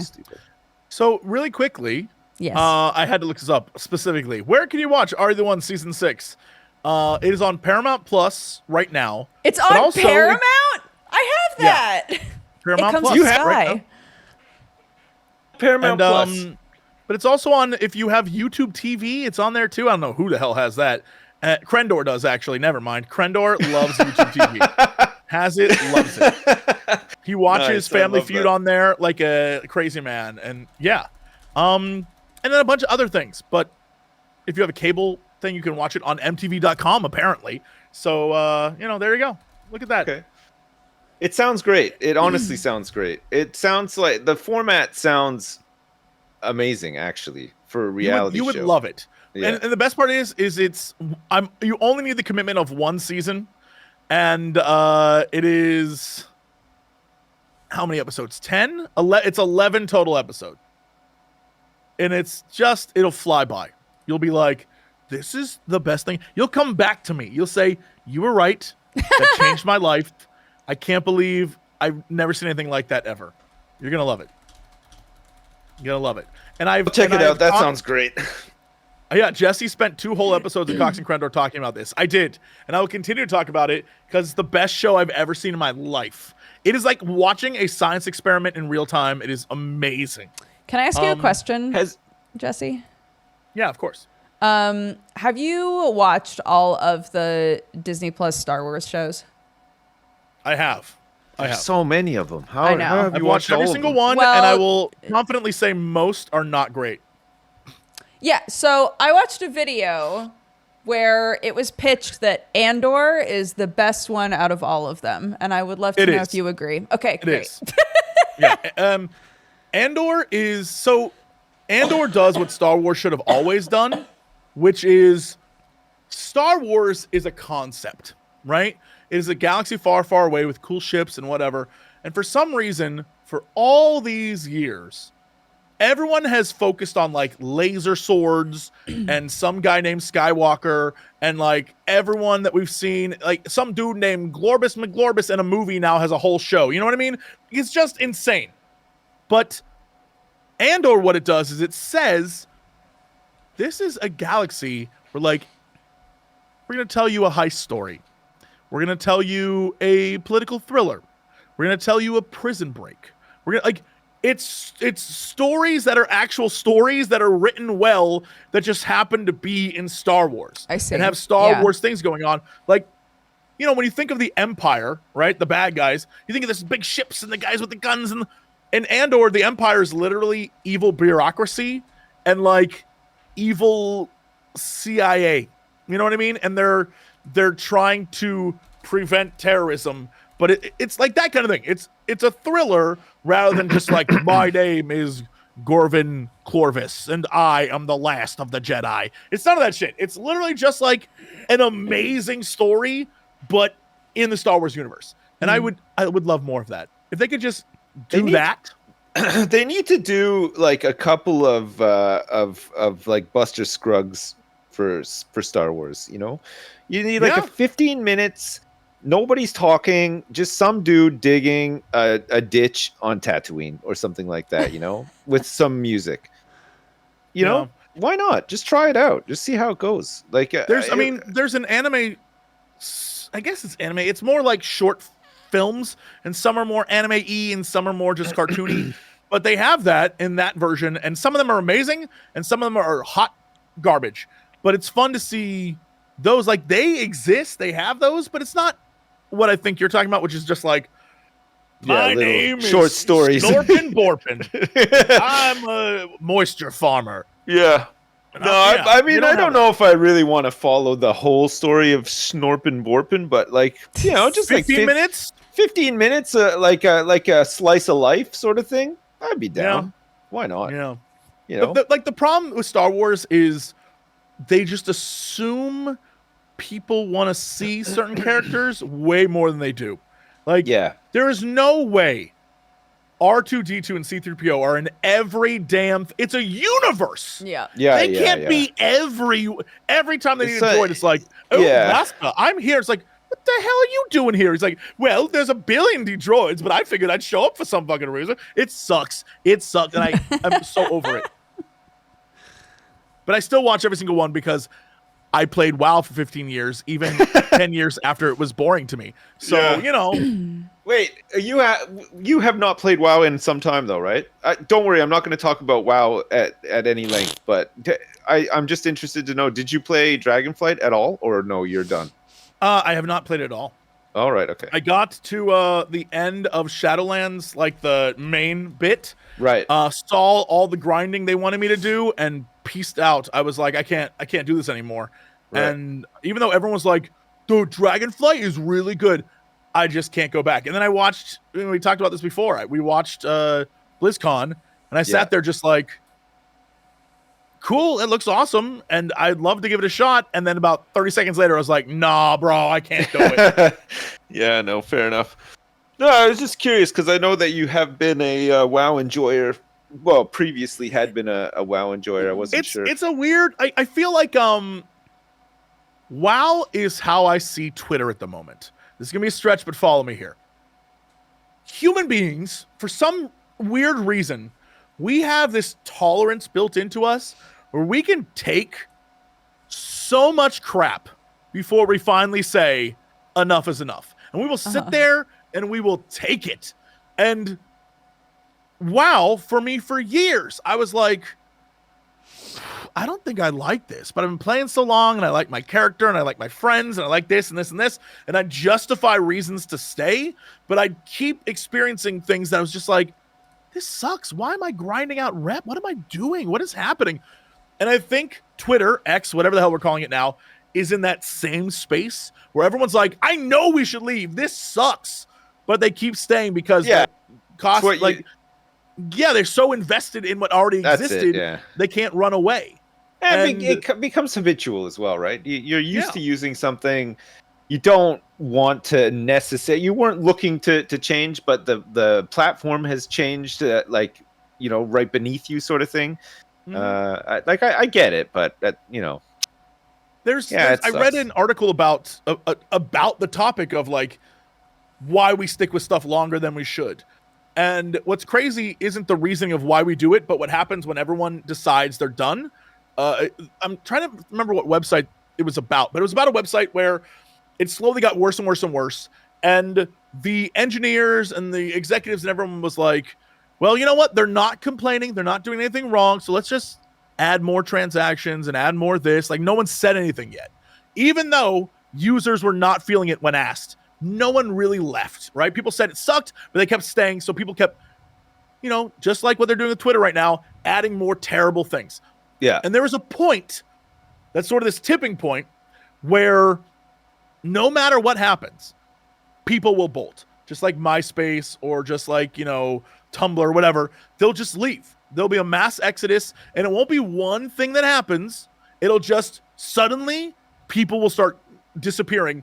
And in the article, the best part is the executives hired this firm to come in and be like, what do we do? How do we fix this? And they were like, well, you probably shouldn't have done the X number of things you did.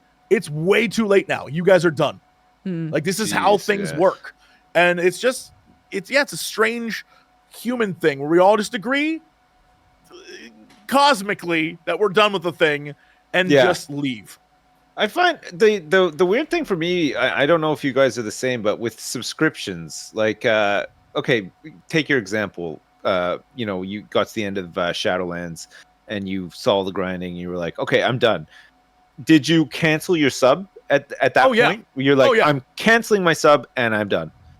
Okay, what ended up happening is for Pandaria, I didn't like the grind in that, but I was like, I'm going to keep my sub because who knows when I'll come back and I'll play it.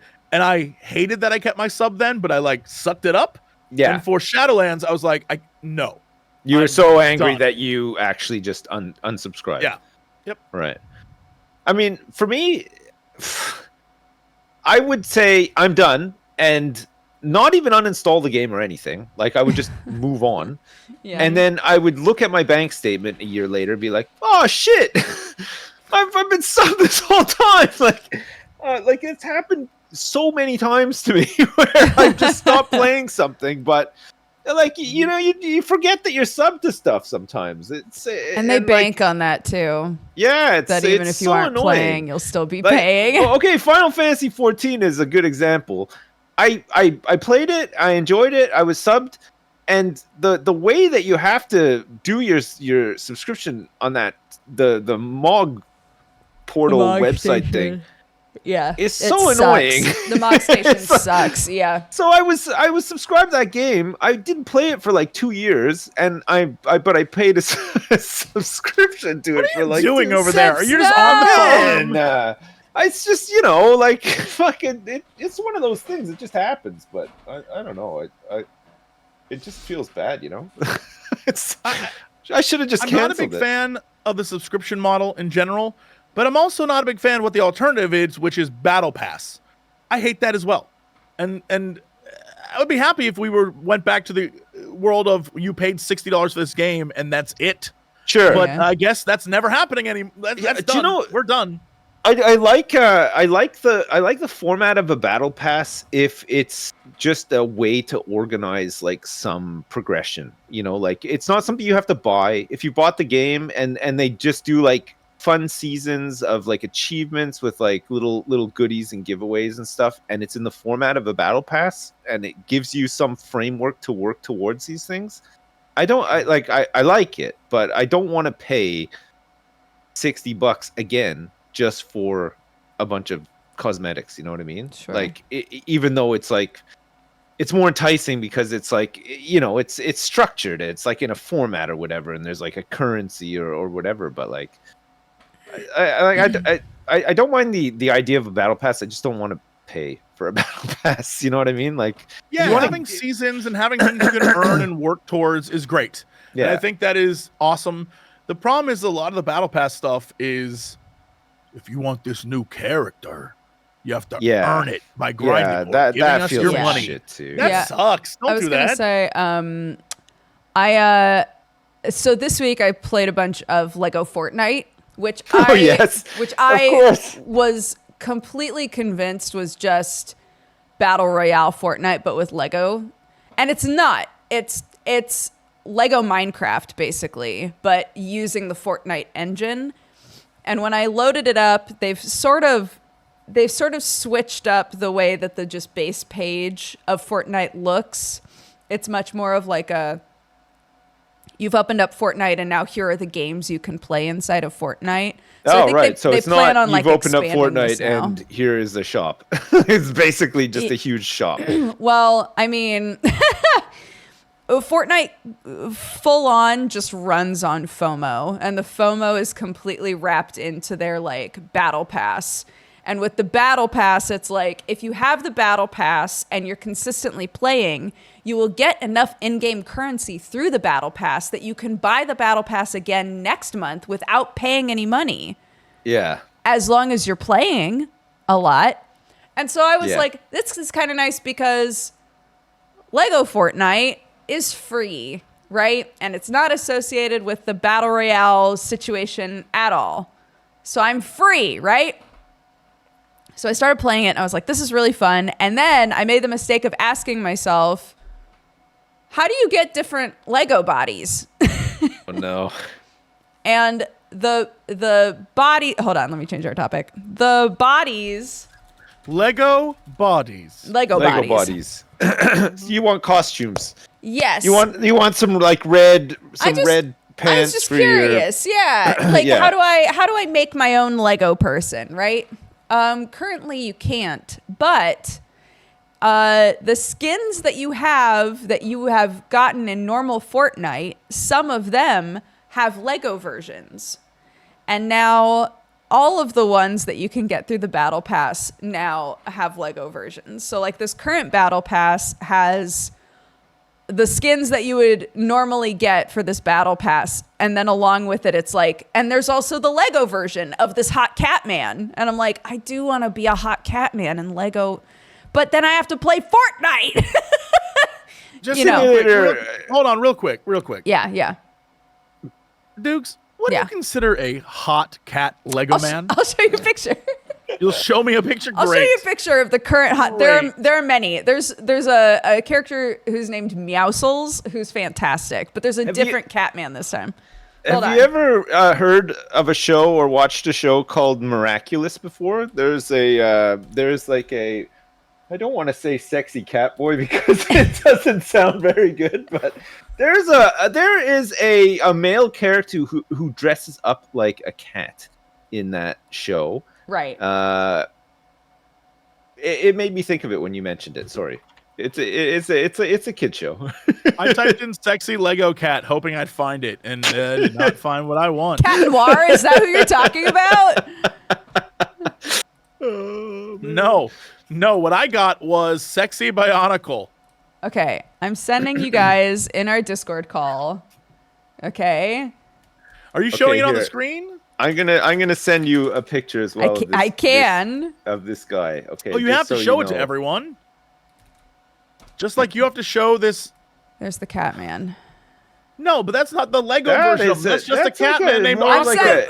I'm just saying. Okay, hold on. I'll find the Lego version of him. Okay. Yeah, we need to see the Lego version. By the way, I would like to include for you when I looked up sexy. When I type in sexy Lego cat, this is what popped up. And I admittedly, Dodger, why don't you show us on stream? That cat has an ass. That cat does indeed have a big Lego ass. Yeah, I'm pretty impressed with that. I mean, that's like a Lego butt. Yeah. That's impressive.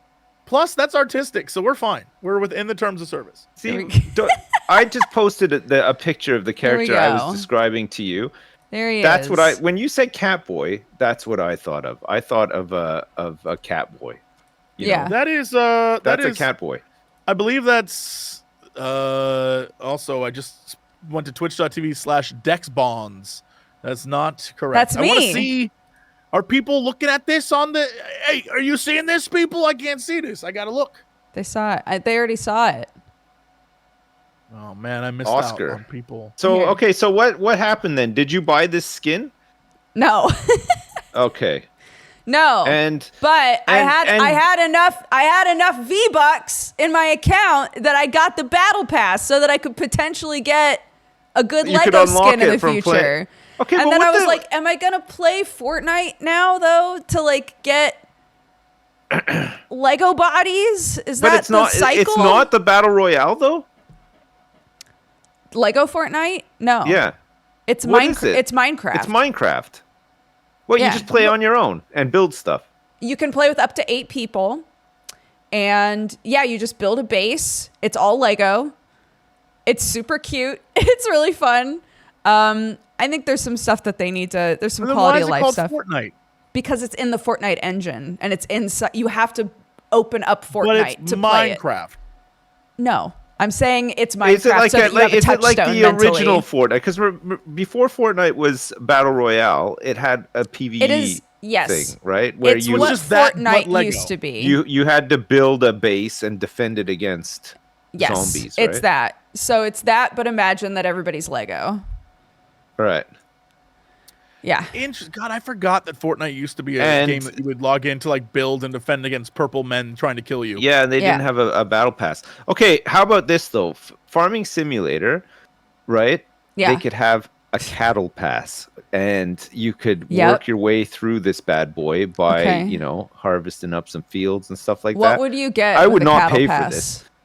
Well, just some unlocks, like maybe some cool paint jobs for your tractors, or like I don't know, maybe like some seasonal goodies. Yeah. Like some spices, maybe like a new crop or something. You can unlock like a cool new seasonal goodie. You could grow some pumpkins, or like some absolutely some spice muffins or something. I don't know, man. Like, just I'm just brainstorming here. I'm just trying to come up with some ideas. You could expand it to be a saddle pass. Yeah, that's good. That's a good one, chat. Well done. Saddle pass. I like it. You can do some horse ranching in that game. So there you go. I just looked up coolest looking farm equipment with flames. And apparently there's a lot of actual farm equipment with flames that just exists and isn't necessarily cool. It just exists. Man, okay. So, that's good. I occasionally, like, when you're talking to other people, or if you guys, I'm sure you guys have other guests on your podcast or whatever. Do you guys ever talk about the kind of stuff that naturally just comes up on your YouTube recommended to get an idea of the kind of stuff that like people are watching or whatever? I've had a conversation like this recently where somebody was saying all that I get in my YouTube recommended is like, somebody's been watching like airsoft videos. So like all their recommended videos are just, people trying out these airsoft guns. Well, I'm going to go there right now and see what my YouTube recommended. Yeah, please let me know. What are my YouTube recommended? Let's see. All right. My YouTube recommended is, in order, Ted Lasso 1-5 Oklahoma scenes. Goth Mommy, Garuda, was a sight to see. Final Fantasy 16. The Old Gods of Asgard, Dark Ocean Summoning. ASMR, sounds, fast, nails. I don't know what that is. I love that. I don't know what that is. Final Fantasy 7 Remake OST, Airbuster theme. I don't know what. Lethal Company. Oh, someone is streaming Lethal Company right now. Some guy I've never seen before reacting to Final Fantasy 6 music. Iron Mouse exposed and feels attacked. I don't know what that is. My own video, Lethal Company. Jesse and Dodger and Crendor and Octo play Lethal Company. That's a shameless plug. We did do that. Yeah, I don't know what this video is, but it says when dumb people think they're above the law, and then the image is a guy going, your laws don't exist, so that's a thing. And then a trailer for Marvel Studios' What If, and then some rant called I Hate These People, and it's about the Video Game Awards. I hope I'm not in that. Yeah, that's oh no. Those are my recommended. Nice. Yeah. Nice. Yeah. Mine is a With Cindy video talking about the newest book talk drama. The video is called How an Author's Pettiness Destroyed Her Career. So shout out to that. An old Drew Gooden video called There Are Too Many Christmas Movies. The new Philosophy Tube video called A Man Plagiarized My Work, Women, Money, and the Nation. Philosophy Tube's very good. Let's see, a World of Io video, a Rachel Maxey video, who's also awesome, called Turning This 5-Foot Dollhouse into a Victorian Gingerbread House. That like 4-hour H Bomber Guy video about plagiarism. I still have not watched that. It keeps recommending it to me. So yeah, it's stuff like that. Living in Asia for 15 years. Life lessons from living in Korea and Japan. Oh my God, I haven't watched that person in years. Holy shit. I should watch that video later. It remembers. Holy shit. I need to stress that and you can all look this up because I scrolled down a little bit because I was like, okay, I'm starting to get into where YouTube recommends stuff like live news and shorts or whatever. I was like, all right, what's past that? You can actually look this up because I need you all to see the thumbnail for this. The video is titled Bark, Bark, Bark, Bark-a-barba, Bark-a-barba, Bark. And then there's a dog emoji. And if you had to guess, what could this video be about? It's a picture of an almost naked Gordon Ramsay booping the snoot of a dog and it's the Kitchen Nightmares channel. I don't know what this video is. Oh man. What? I don't even look it up. It's just Kitchen Nightmares uploaded 47 minutes ago. I'm not signed into YouTube on my phone, so my recommended on my non-signed in phone is insane. Like it's nothing that I've ever even watched before. Okay, my top recommended is one of those, those 360-degree videos where you can like move your phone and look around. It's that, sure, but it's people doing yoga. So you can like watch these people in their bathing suits doing yoga, but you can move your phone around. I've never watched that before in my life, and it's my top recommended. I'm really curious what the experience of someone not logged in is, because one time I was at a hotel. I can tell you. I can tell you. I mean, like that and Fireplace, 12 hours, Ultra HD 4K crackling fireplace with golden flame. I love those videos. Maybe it's location based. It might be. Because look, your location is, my version is 12 Mr. Beast videos, and half of them are the exact same video, just repeated. Yeah. And then the shorts are all, I don't know what the hell is going on, but I'll admit I clicked and then watched several. But it's like, the shorts are like, imagine the most mommy, but naked, but in overalls. So there's like weird boob overlap. And she's like, ladies, if you want to get a man, you got to learn how to chop wood. So it's a woman in overalls who's naked chopping wood. I can see that one right now. Get back to work today. And I was just like, the Mary Burke. I can see this lady. Straight up clicked on it and was like, what is this? And then I had to watch like 5 more because, and so I just watched and I was like, what the hell is, I can't claim to understand it, but like, I get it. I also have been recommended to watch Beverly Hills Cop Axel F, the official teaser trailer from Netflix. Yeah, I saw that and Panda Movie 4 last night. What is that? The Kung Fu Panda? Yeah, Panda Movie 4. There it is, yeah. Kung Panda Fu Panda 4, the official Panda trailer. Movie 4. Yeah. Right next to 4 Days Alone in Alaska, bushcraft camping and foraging food by Outdoor Boys. I'll just put that one on the list to watch later. Sounds good. For a long time, my entire feed was, because I started watching too much of either one, people who live in tiny houses, or 2 people who live in tiny cars. And I was obsessed with the fact they were romanticizing basically being homeless. They were just romanticizing the idea of like, I live in my car and I get to travel the world. I'm like, lady, you poop in a bucket and throw it in the woods. Like, there's nothing romantic about that. Stop doing that. Stop. And people are just like, I think this is the perfect way I'd live my life. Like, there's nothing perfect about this. There's nothing perfect about this. No. This is so, like, stop doing that to people. You're too much of a cat, Jesse. I don't think there's anything wrong with pooping in buckets. Given the chance, you have to poop outside. There's no toilet anywhere near you, okay? And you can either poop in a lake or you can poop in a ditch. Where would you poop? A ditch. Not a lake. It would float back up, and if I poop, it'd float back up and then be around me, so I'll be swimming my own poo. Exactly. I don't want that. Yeah. You just never poop in a lake. Yeah, you poop in a hole, and then you can cover up the hole. Exactly. Poop in a hole. That's the safest place. Poop in a hole. I'm just saying, look.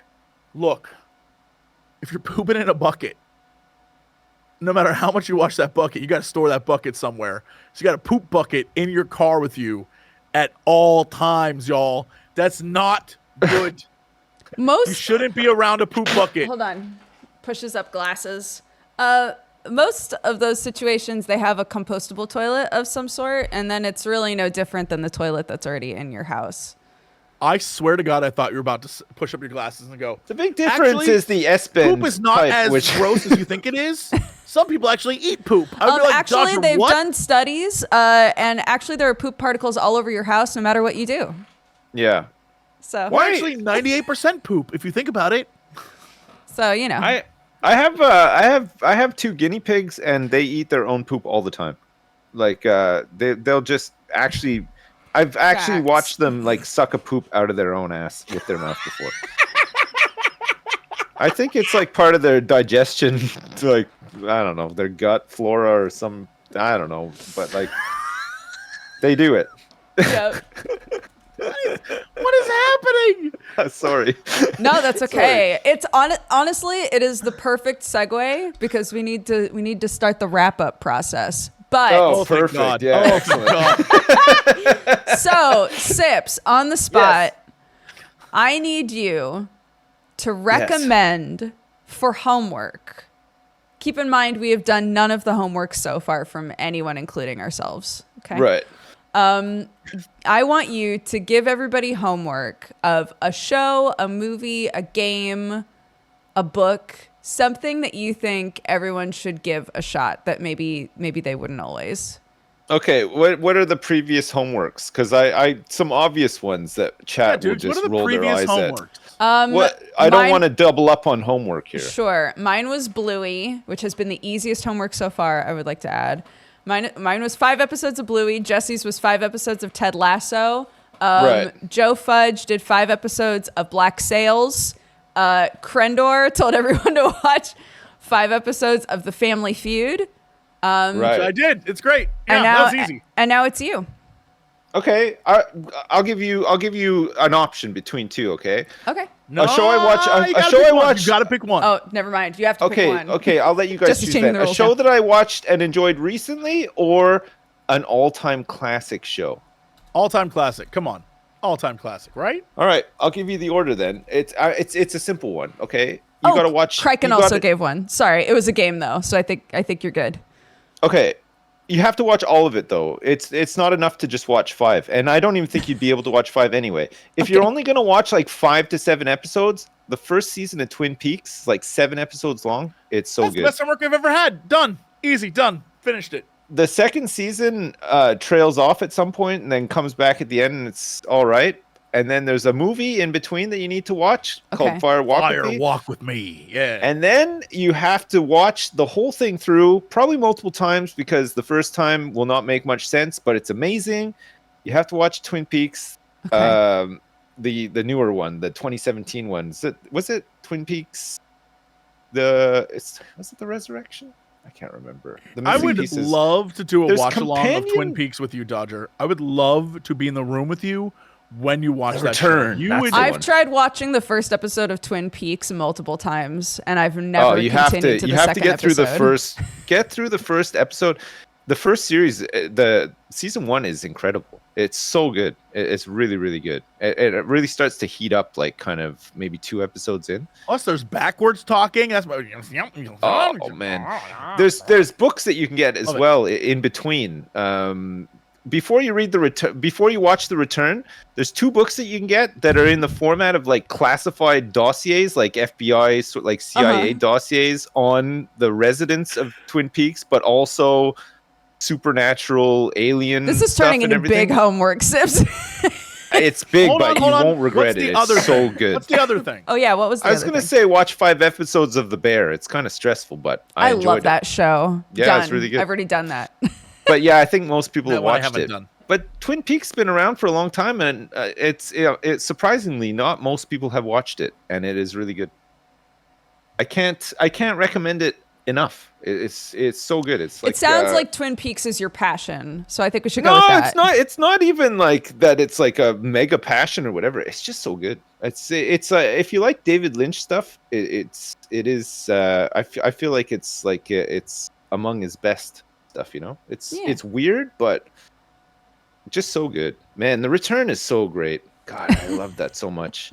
And it's beautiful because there's parts of it that just don't make any damn sense. And you try to watch it, and you're like, maybe I missed something or whatever. No, and it's just Lynch. It's just David Lynch. It's just so crazy. It's incredible, though. It is really cool. I might give you homework, Sips. Have you seen David Lynch's YouTube page? No. I know he does like some like meditation stuff and it whatnot, is insane. Right? He does a thing where he just was like, "Hello, internet. Today, we're doing a number." He's like, "Today is Friday the 17th," and he pulls out a ball, like a number ball, and he's like, "Today's number is 6," and that's the video. And the best part is that for months I think it was a 7. He never pulled a 7, and people were like, "What does it mean?" Yeah. What does this mean? Well, that's it. Because the thing is crazy about Twin Peaks: The Return is that the show was canceled in the 90s. Okay, it just the network that picked it up were like, "This is not doing well." I mean, it was kind of ahead of its time. It was like a big serial drama. There weren't that many of them at the time or whatever. And, you know, David Lynch had written it with this other guy. And so the network tried to crowbar in writers to, you know, make it more interesting or to get more higher ratings or whatever. It didn't work. And then they canceled the show. And David Lynch had gone off to work on some other stuff. He came back just to write and direct like the final few episodes before it wrapped up. But he managed to put some stuff into that would set up The Return, which didn't come out for 25 years after the show was canceled.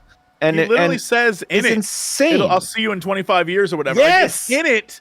It's so perfect. It's just after crazy. The fact. Yeah, it's just insane. And the only cast members that don't make it back for The Return, there's like 1 or 2 people where there was actual issues with getting them back, and it's a pretty big cast. The only other people that didn't make it were people that had passed away in the 25 years between the shows. But everybody comes back, so you just see an older version of them, and they pick up their characters and it's incredible. It's so good. I can't recommend it enough. I'm sorry for going on about it, but no, that's okay. If I can sit there and do the same thing with Control, you can do this. Sips, tell everybody who you are, where they can find you, what you do, what your vibe is. I'm a dad, and I act like one and play games that suit that theme as well on Sips _ on Twitch, mostly now just Twitch. YouTube, Sips. You can find me there too. I'm on Twitter, but I don't really use it that much anymore. I don't really do anything anymore. I'm just lazy. I just sit around my track pants and I play farming games and stuff. But I have fun, so whatever. Perfect. Fantastic. Yeah. Thank you so much for joining us, Sips. Thank you so much for having me. I had a really fun time. digging a camera out from somewhere? I know you said you didn't have one, so I appreciate you finding one. No, it's I need to set it up anyway. I was just being so lazy about getting it back. I had a flood, you know. I had a flood, and I'm very lazy at getting back around to stuff. I know. Yeah. I know. All right. Just like nonchalant. Oh, I had a flood. I had a flood. I had 2 floods. What are you gonna do? Just 2. Yeah. Yeah. They were only back 2 to back, so far. It was a bit like season 2 of Twin Peaks, and then the return. There was a big period in between the floods, but there were 2. And then when they came back, it was like everybody that hadn't died in that time came back all over again. Yeah, it was just me, and I'm still here. So there you go. And Terry. Thank you all so much for watching, listening, enjoying, experiencing the Geekenders. We will be back next Friday doing the exact same thing. If you want to watch this on a day that isn't Friday, though, the VOD is always on youtube.com/Jesse Cox. So go to his channel. That's where all the previous Geekenders are. And that's about it for us. Have a fantastic weekend. Take care of yourselves, and we'll see you next Friday. Bye-bye, everybody. Yeah, you know what time it is. It's time for the Geekenders podcast. MegaRan, Jesse and Dodger, what up? Let's go. Yo, it's the weekend. Yeah, it's time to geek out. Let it begin. Go on, stream and shout. It's Jesse and Dodger, so give them a follow and see what the Geekenders are all about. Yo, it's the weekend. Yeah, it's time to geek out. Let it begin. Go on, stream and shout. It's Jesse and Dodger, so give them a follow. #1 geek podcast, without a doubt. Yo, another end of another long week. Got a job and a kid, I know that you all beat. So take a second, grab a drink and vibe while we catch you up in just a matter of time. On gaming, comics, whatever you're doing. If you're nerdy like us, then you know you should tune in. Thank you for sharing our world with us. Now follow, subscribe, and turn this up. Yo, it's the weekend. Yeah, it's time to geek out. Let it begin. Go on, stream and shout. It's Jesse and Dodger, so give them a follow. #1 geek podcast, without a doubt.